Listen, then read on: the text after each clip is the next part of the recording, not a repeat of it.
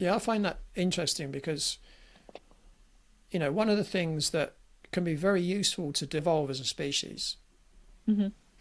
right? Because the way that we got here, we've spent 6 million years at least to get to this stage. We must have been doing something right. Now, obviously, modern lifestyle has made a lot of changes to the way that we live. Most of us don't have to hunt and gather to eat food, for instance, and mobile phones and chairs and cars and all that kind of stuff coming in. But when you look back, how did we get here?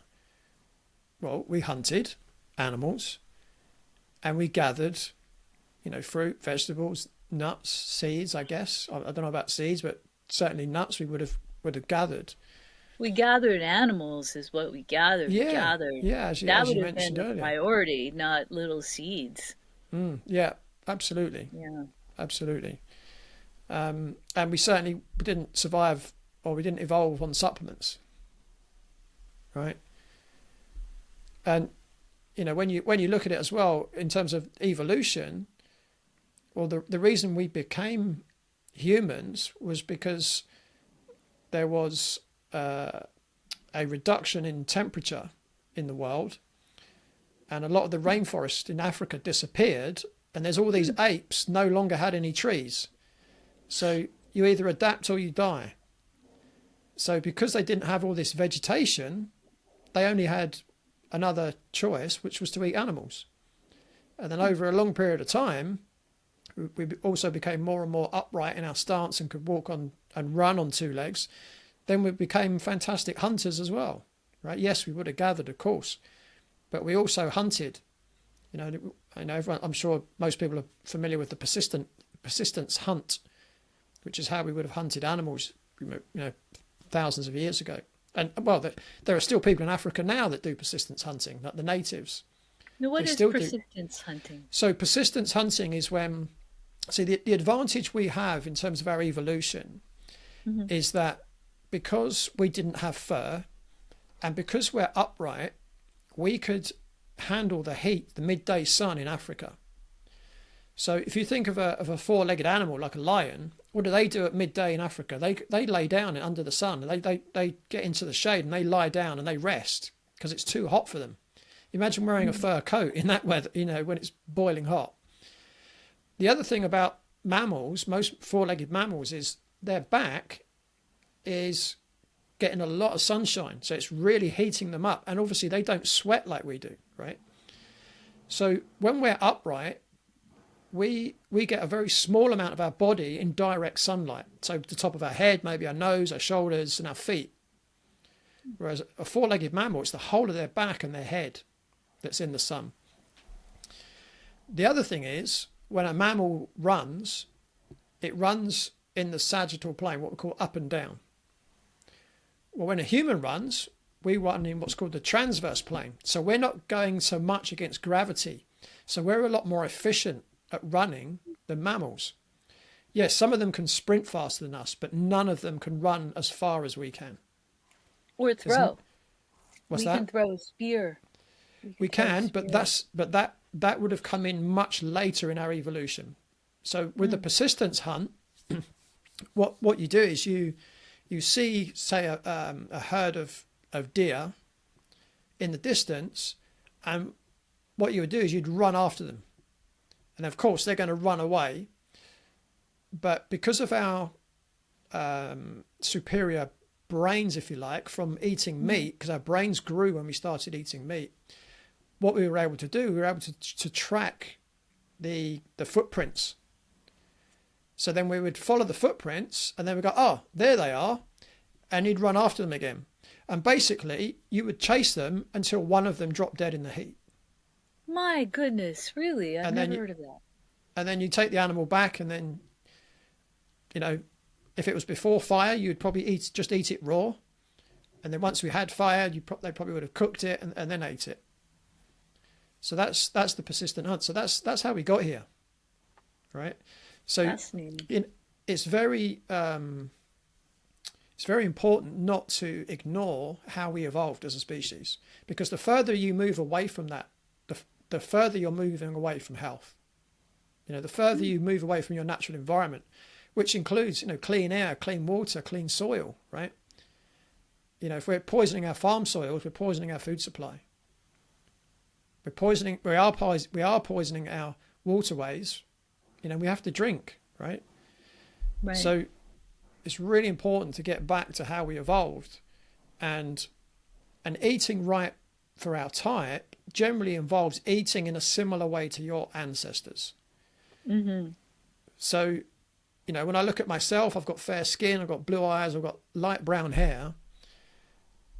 Most of my ancestors probably came from a very cold part of the world, Mm-hmm. right?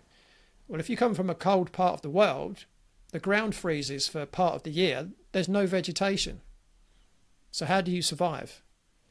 There's only one way. That's to eat animals. Or So, raise them indoors well, in barns. yeah, but I'm talking how we evolved, right? Right. So my ancestors for tens of thousands of years would have evolved eating a predominantly animal-based diet. Mm-hmm. Now, if I tried to go on a plant-based diet, I know that I'm not going to do very well on that. You know, I mean, I did a 10-day Vipassana meditation retreat. You know, I went vegetarian for 10 days. I lost 8 kilos in weight, and my waist was 8 inches bigger in 10 days. Right? Lose weight but get fatter. Veganism. Yay. And I was exhausted. I mean, I'll tell you a funny story, and it might be a bit too much information for most people, but I'm going to say it anyway. So when I would go into because on these Vipassana meditations, the men and the women are split. They're not in the same area. So you go into the men's toilet, and I remember at the end of the 10 days, when the men and the women are allowed to speak to each other, I was speaking to a couple of ladies, and I said to them, I said, oh, for the last 10 days, the men's toilet has sounded like an umpar band, right? You know, like the brass instruments, right?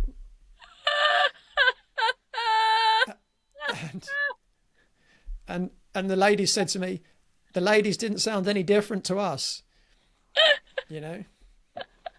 Well, you end up, if you've ever walked behind a horse or ridden a horse, you notice that they're continually pooping, right? And it's mostly filled with plants.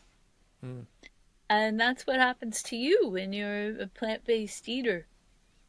Mm. Same thing, because you're ingesting so much fiber.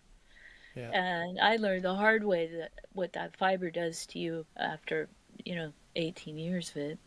Yeah. Yeah. I mean, my body needs a lot of fat and a lot of protein, you know, and it's not a dogma thing.